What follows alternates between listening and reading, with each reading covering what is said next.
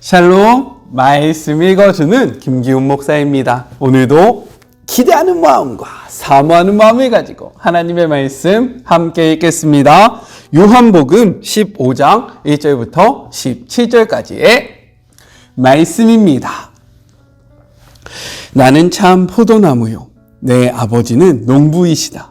내게 붙어 있으면서 열매를 맺지 않는 가지는 아버지께서 다 쳐내시고, 열매를 맺는 가지는 잘 손질해서 더 많은 열매를 맺게 하신다.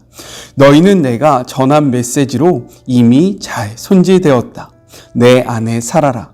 내가 너희 안에 살듯이 너희도 내 안에 살아라. 가지가 홀로 열매를 맺을 수 없고 나무에 붙어 있어야 열매를 맺을 수 있듯이 너희도 내게 붙어 있지 않으면 열매를 맺을 수 없다.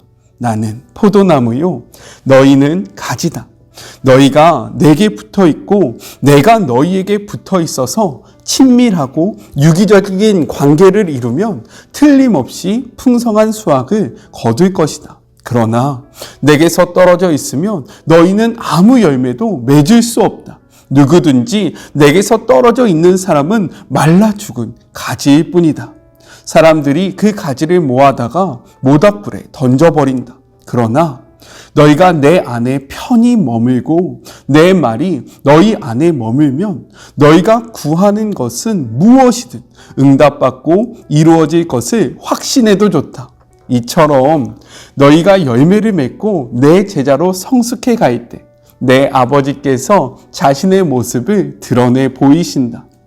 내 아버지가 나를 사랑하신 것 같이 나도 너희를 사랑했다. 나의 사랑 안에 편히 머물러라. 너희가 내 계명을 지키면 나의 사랑 안에 편히 머물게 될 것이다. 나도 내 아버지의 계명을 지켜서 아버지의 사랑 안에 편히 머물렀다. 내가 이것을 너희에게 말한 것은 한 가지 목적 때문이다. 그것은 나의 기쁨이 너희 기쁨이 되게 하고 너희 기쁨이 온전히 성숙하게 하려는 것이다. 내 계명은 이것이다. 내가 너희를 사랑한 것 같이 너희도 서로 사랑하여라. 최선의 사랑법은 이것이다. 친구를 위해 너희 목숨을 걸어라. 내가 너희에게 명하는 것을 너희가 행하면 너희는 내 친구가 된다. 나는 너희를 더 이상 종이라고 부르지 않겠다. 종은 주인이 무슨 생각을 하고 무슨 계획을 세우는지 알지 못하기 때문이다. 그러나 나는 너희를 친구라고 불렀다. 내가 내 아버지께 들은 것을 모두 너희에게 알려주었기 때문이다. 잊지 마라. 너희가 나를 선택한 것이 아니라 내가 너희를 선택했다. 썩지 않을 열매를 맺게 하려고 내가 너희를 세상에 두었다. 너희가 열매 맺는 사람으로서 나와 연결되어 아버지께 구하면 아버지께서 무엇이든지 너희에게 주실 것이다. 그러나 기억하여라. 핵심 계명은 이것이다. 서로 사랑하여라. 이것은 하나님의 말씀입니다. 우리가 함께 묵상하지 못했던 토요일과 주일의 말씀을 간략하게 이야기하고 오늘의 말씀을 함께 나누도록 하겠습니다. 토요일은요 14장 15절부터 21절까지의 말씀으로 금요일 말씀에 이어서 예수님의 가르침이 계속되었어요. 15절부터 17절에서는요 사랑 계명과 보혜사 성령님에 대해서 이야기를 하고 18절부터 21절에서는 우리를 고아와 같이 버려두지 아니하시고 다시 오실 것을 약속하시며 사랑의 계명을 지킬 것을 당부하십니다. 우리 그렇기에 이 길 포기하지 않고 계속해서 힘있게 걸어나갔으면 좋겠어요. 아셨죠? 주일은요 14장 22절부터 31절의 말씀으로 이는 등장인물과 주제를 중심으로 셋으로 구분할 수 있었습니다. 먼저는 22절부터 24절로 예수와 가롯이 아닌 유다의 대화로 언약 관계에 대해서 말씀을 하고 있고요. 다음으로는 25절부터 26절 보혜사 성령께서 제자들을 가르칠 것에 대해서 말씀을 하시고 마지막 27절부터 31절은 예수님의 떠남에 대해서 말씀을 하십니다. 여기서 제가 너무나도 좋아하는 말씀이 나와요. 우리 같이 한번 읽어볼까요? 27절의 말씀입니다. 평안을 너희에게 끼치노니 곧 나의 평안을 너희에게 주노라. 내가 너희에게 주는 것은 세상이 주는 것과 같지 아니하리라. 너희는 마음에 근심하지도 말고 두려워하지도 말라라고 말씀하십니다. 주님의 평안으로 마음의 모든 근심과 두려움이 사라지는 주의 모든 자녀들이 되었으면 좋겠어요. 이 축복의 말씀이 우리의 삶에 온전히 이루어졌으면 좋겠습니다. 오늘의 말씀을 통해서요, 3가지를 함께 생각해 볼 수 있는데, 먼저 첫 번째, 참 포도나무이신 예수님에 대해서 이야기를 하고 있습니다. 예수님은 자신을요, 포도나무다. 그런데 어떠한 포도나무다라고 이야기하냐면 참 포도나무다라고 말씀하고 계십니다. 특별히 참됨이라는 말을 사용하신 것은요, 하나님께서 심으신 포도나무인 이스라엘과 참 포도나무로 자신을 의도적으로 대조하고 있는 그러한 표현이다라고 생각해 볼 수 있습니다. 구약 시대로부터 이스라엘은요, 하나님의 포도나무 혹은 하나님의 포도원으로 종종 비유가 되었습니다. 그들은 여호와의 포도원이었고, 그리고 여호와께서 심으신 귀한 포도나무였으며 열매 맺는 무성한 포도나무였다라는 거예요. 시편 80편 8절의 말씀은 이렇게 기록되어 있습니다. 주께서 한 포도나무를 애굽에서 가져다가 민족들을 쫓아내시고 그것을 심으셨나이다. 이렇듯 포도나무는 이스라엘 백성의 상징적인 표현이었다라는 거예요. 그러나 성경은요, 여호와의 포도원으로 지칭되는 이스라엘이 열매가 없는 형편없는 포도나무다라고 이야기를 합니다. 이사야 5장 2절의 말씀 같이 한번 읽어볼게요. 땅을 파서 돌을 제하고 극상품 포도나무를 심었도다. 그 중에 망들을 세웠고 또 그 안에 술틀을 팠도다. 좋은 포도 맺기를 바랬더니 들포도를 맺었도다 라고 이야기합니다. 이렇듯 이스라엘은요, 하나님의 기대와 전혀 다른, 하나님이 기뻐하시는 열매를 낼 수 없는 불완전한 포도나무가 되었음을 이야기하고 있습니다. 예수님께서는요, 이러한 점을 기억하시면서, 이러한 점을 말씀하시면서 자신의 참된 포도나무라고 주장하시면서 동시에 가짜, 불완전한 포도나무와 구별성을 강조하고 있는 거예요. 예수님이 참된 포도나무가 되는 이유는요, 10절 이렇게 이야기합니다. 같이 한번 읽어볼까요? 내가 아버지의 계명을 지켜 그의 사랑 안에 거하는 것과 같이 너희도 내 계명을 지키면 내 사랑 안에 거하리라 라고 이야기합니다. 이는 예수님께서 하나님의 계명을 지키시며 그분 안에 거하시기 때문에 예수님은 하나님이 기뻐하시며 많은 열매를 통해 하나님에게 영광을 돌리는 그러한 참 포도나무가 되었다라고 선포하고 있는 거예요. 이 말씀을 기억하면서 우리도 예수님과 같이 하나님의 계명을 지키며 그분 안에 거함으로 하나님을 기쁘시게 하는 참 포도나무가 되기를 간절히 소망합니다. 아셨죠? 둘째, 농부이신 하나님에 대해서 이야기를 하고 있어요. 농부는요, 땅을 경작하는 사람으로 포도나무의 소유자이면서 동시에 관리자라는 의미가 담겨 있습니다. 2절은요, 농부이신 하나님의 2가지 모습을 이야기하고 있는데, 먼저는 제거하시는 하나님에 대해서 이야기를 해요. 우리 전반부의 말씀을 같이 한번 읽어볼까요? 무릇 내게 붙어 있어 열매를 맺지 아니하는 가지는 아버지께서 그것을 제거해 버리시고 라고 이야기합니다. 먼저 하나님은 예수님을 거부하는 자들을 조금 더 긍휼히 여기지 아니하신다라고 말씀하고 있는 거예요. 이러한 사실은 바울의 기록을 통해서도 확인할 수 있습니다. 로마서 12장 21절의 말씀 같이 한번 읽어볼게요. 하나님은 원 가지들도 아끼지 아니하셨은즉 너도 아끼지 아니하시리라 라고 이야기합니다. 이를 통해서 우리는요, 하나님이 참 포도나무이신 예수님을 거부하는 사람들에게 가차없이 심판하시는 하나님의 모습을 발견하고요, 이를 기억해야 한다는 거예요. 우리 하나님은 사랑이시니까 내가 어떻게 살아도 다 용서하시겠지? 우리 하나님은 용서의 하나님이시니까 내가 아무렇게나 살아도 괜찮겠지? 라고 생각해서는요, 안 된다라는 거예요. 하나님은요, 자신이 보내신 참 포도나무이신 예수님을 거부하는 자들에게는요, 가차없이 심판을 내리시는 심판의 하나님이시고 공의의 하나님이라는 것을 우리는 절대로 잊어서는 안 된다는 사실입니다. 이 사실을 꼭 기억하시면서 하나님께 붙어있기에, 예수님께 붙어있기에 노력하는 우리 모두가 되었으면 좋겠어요. 다음은요, 깨끗게 하시는 하나님에 대해서 이야기하고 있어요. 2절 후반부의 말씀도 같이 한번 읽어볼까요? 무릇 열매를 맺는 가지는 더 열매를 맺게 하려 하여 그것을 깨끗하게 하시느니라 라고 이야기합니다. 이는 가지로 하여금 더 많은 열매들을 맺게 하려고 하나님께서 취하시는 조치로 마치 농부가 열매를 맺기 위해서 가지치기를 하는 것을 뜻하고 있는 거예요. 그렇기 때문에 깨끗게 하는 과정은요, 때로는 우리에게 고난으로 다가올 수 있는 겁니다. 그러나 이는 더 많은 열매를 맺게 하려는 하나님의 훈련 과정이라는 사실을 우리는 잊어서는 안 된다라는 거예요. 성경은 이야기합니다. 야고보서 1장 2절의 말씀이에요. 내 형제들아, 너희가 여러 가지 시험을 당하거든 온전히 기쁘게 여기라. 왜입니까? 예레미야 애가 3장 33절은요, 이렇게 이야기하고 있기 때문인 거예요.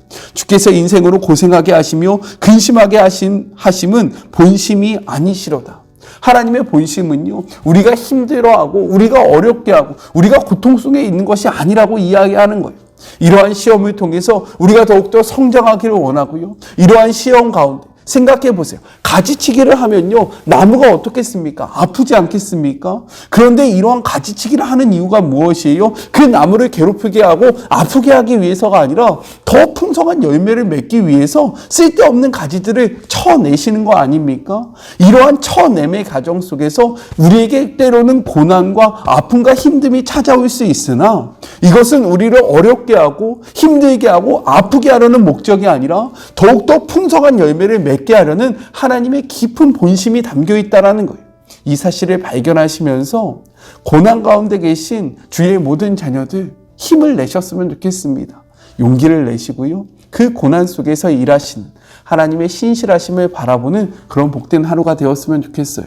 하나님은요, 자신의 아들을 우리에게 내어주실 만큼 우리를 너무나도 사랑하신다라는 거예요. 아셨죠? 마지막 셋째, 가지인 우리에 대해서 이야기를 하고 있어요. 예수님은 우리가 가지라고 말씀하세요. 5절의 말씀 함께 읽겠습니다. 나는 포도나무요, 너희는 가지라. 그가 내 안에, 내가 그 안에 거하면 사람이 열매를 많이 맺나니 나를 떠나서는 너희가 아무것도 할 수 없느니라 라고 이야기합니다. 가지는요, 나무를 떠나서는 살 수 없습니다. 마찬가지로 가지인 우리는요, 참 포도나무이신 예수님을 떠나서 아무것도 할 수 없다라는 거예요. 가지인 우리가 참 포도나무이신 예수님을 떠날 때 우리들의 삶의 모습은요, 어떻게 됩니까? 메말라 버릴 수밖에 없다라는 거예요. 우리 6절을 통해서 확인해 볼까요? 사람이 내 안에 거하지 아니하면 가지처럼 밖에 벌어져 마르나니 사람들이 그것을 모아다가 불에 던져 사르니라 라고 기록되어 있습니다. 그렇게 우리는요, 참 포도나무이신 예수님께 붙어있기에 힘써야 한다라는 것. 그냥 붙어있는 것이 아니라요, 그 나무로부터 떨어지지 않도록 힘써서 그 나무에 힘있게 붙어있어야 한다라는 사실입니다. 여기서 가지인 우리가 반드시 기억해야 할 것이 있어요. 그것이 무엇이냐? 8절의 말씀입니다. 너희가 열매를 많이 맺으면 내 아버지께서 영광을 받으실 것이요 너희는 내 제자가 되리라 라고 이야기해요. 열매를 많이 맺을 때 그 영광을 우리가 취해서는 안 된다라고 이야기하고 있습니다. 우리는 그 영광을요, 하나님께 돌려야 한다라는 거예요. 아유, 목사님, 너무나도 당연한 말씀 아닙니까? 당연히 열매를 맺을 때 하나님 앞에 영광을 돌려야지 왜 우리가 그 영광을 취합니까? 라고 생각하실 수 있겠죠. 그렇게 말할 수 있겠습니다. 하지만 이것은 쉬운 문제가 아니라는 거예요. 왜요? 열매는요, 나무가 아니라 가지에 맺히기 때문입니다. 다시 한번요, 열매는 나무가 아니라 가지에 맺히기 때문에 이것은 절대로 쉬운 말씀이 아니라는 거예요. 따라서 열매가 가지, 즉 우리에게 맺혀질 때 이것이 곧 나의 노력과 나의 결과와 나의 것으로 생각되어질 수 있기 때문인 겁니다. 왜요? 나에게 이 열매가 맺혀 있기 때문인 겁니다. 그러나 이는 우리의 양분으로 맺어진 열매가 아닙니다. 참 포도나무이신 예수님께로부터 온 결과이고요. 그렇기 때문에 우리는 그 열매를 단지 소유하고 있을 뿐, 이 열매의 그러한 모든 것은 우리가 아니라 예수님께로부터 왔다라는 사실을 우리는 인정해야 하고 이 사실을 깨달아야 한다라는 거예요. 저는요, 이것을 깨닫지 못해서 참 교만하게 생활할 때가 있었습니다. 그것이 18년도였는데요. 18년도에 제가 청년 사역을 한참 할 때 부흥이 엄청나게 일어났습니다. 부흥이 일어나니까요, 그것이 저의 결과인 것 같고 저의 노력인 것 같고 제가 열심히 해서 일어난 그러한 열매라고 생각했고요. 이 열매로 제가 가득히 정말로 어깨가 이렇게 높아질 만큼 교만해졌습니다. 그때 하나님이 주셨던 말씀이 너는 가지다.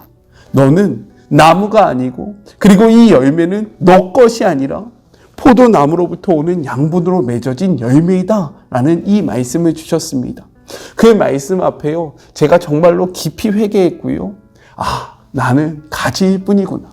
열매가 나에게 맺혀진다고 해서 이것이 나의 것이 아니구나 라는 말씀을 깨닫게 되면서 저의 사역의 방향성이 또 한 번 달라진 적이 있습니다. 이 말씀 앞에 우리 사랑하는 주의 모든 자녀들이 이 사실을 깨달았으면 좋겠습니다. 우리에게 열매가 맺히기 때문에 이 열매가 우리 것처럼 느껴질 때에 우리는 교만할 수 있고요. 우리가 마치 무엇인가 된 것처럼 하나님 앞에 높아질 수 있습니다. 이것을 우리는 철저하게 경계해야 한다는 거예요. 비록 열매가 가지에 열리지만 이것은 우리의 양분이 아니라 나무이신, 정말로 참 포도나무이신 예수님으로부터 오는 결과이고, 그렇기 때문에 이 영광을 우리가 취하는 것이 아니라 하나님이 취하여야만 마땅하다라는 사실을 반드시 기억하시는 주의 모든 자녀들이 되었으면 좋겠습니다. 그렇다면 가지인 우리에게 맺히는 열매는 무엇일까요? 그것은 바로 사랑입니다. 우리 12절의 말씀을 같이 한번 읽어볼까요? 내 계명은 곧 내가 너희를 사랑한 것 같이 너희도 서로 사랑하라 하는 이것이냐 라고 말씀하십니다. 참 포도나무이신 예수님께 붙어 있을 때 우리가 맺을 수 있는 열매는 무엇이냐? 그 사랑의 열매를 가득 맺을 수 있다는 거예요. 왜요? 우리가 붙어 있는 나무가 사랑이기 때문입니다. 그렇기 때문에 그 사랑의 나무에 붙어 있는 가지가 맺을 수 있는 열매는요, 사랑이라는 거예요. 예수님은 가지인 우리에게 이렇게 말씀하세요. 17절의 말씀입니다. 내가 이것을 너희에게 명함은 너희로 서로 사랑하게 하려 함이라. 이렇듯 사랑이신 예수님께 붙어 있으므로 사랑의 열매를 가득 맺어 하나님 앞에 영광을 돌리고요. 그리고 예수님의 제자로 인정받는 우리 모두가 되었으면 좋겠습니다. 우리가 예수님께 붙어 있을 때 우리의 삶에 쫓아오는 열매는요, 다른 것이 아니라 사랑입니다. 우리 안에 예수님의 사랑이 있는지, 나의 삶에 그 사랑의 열매가 있는지를 돌아보시면서요, 그렇지 못하다면 내가 진짜 사랑이신 예수님께 붙어 있는 것이 맞는가? 우리의 삶의 모습을 돌아보고 사랑이신 예수님께 붙어 있기 힘을 내는, 정말로 노력하는 주의 모든 자녀들이 되었으면 좋겠습니다. 우리 같이 기도할까요? 하나님, 감사합니다. 주는 포도나무시고요. 하나님은 농부이시며 우리는 가지입니다. 우리는 가지인데요, 열매가 가지에 맺히기 때문에 이 모든 것의 영광을 우리가 취하려고 할 때가 있습니다. 주님, 그러할 때에 이것은 우리의 노력과 우리의 양분으로 맺어진 것이 아니라 정말로 참 포도나무 대신 예수님으로부터 오는 결과라는 사실을 인정하며 이 모든 영광을 하나님 앞에 올려드림으로 정말로 예수님의 참 제자가 되는 축복을 누리는 주의 모든 자녀들이 될 수 있도록 도와여 주시옵소서. 우리가 참 포도나무이신 예수님께 붙어 있을 때 우리의 삶에 찾아오는 열매는 사랑입니다. 우리의 삶 속에 사랑의 열매가 있는지 이 말씀 앞에 다시 한번 점검해 보고, 만약에 그 열매가 없다면 내가 진정으로 예수님께 붙어 있는 것이 맞는지 우리의 삶을 돌아보는 주의 모든 자녀들이 될 수 있도록 주님 축복하여 주시고 함께하여 주시옵소서. 주님께 붙어 있음으로 사랑의 열매를 가득 맺는 주의 모든 자녀들이 되기를 소망하며 거룩하신 예수님의 이름으로 기도드립니다. 아멘. 우리는 가지입니다. 우리는 가지예요. 이 사실을 꼭 기억하시면서 참 나무이신, 참 포도나무이신 예수님께 붙어있기로 힘내시고 정말로 결단하시는 그런 복된 삶이 되었으면 좋겠습니다. 저는요, 또 내일 만나도록 할게요. 사랑하고 주님의 이름으로 축복하면서 오늘 하루도 힘내세요! 우리 내일 만나요. 안녕. 오늘도 수고하셨습니다.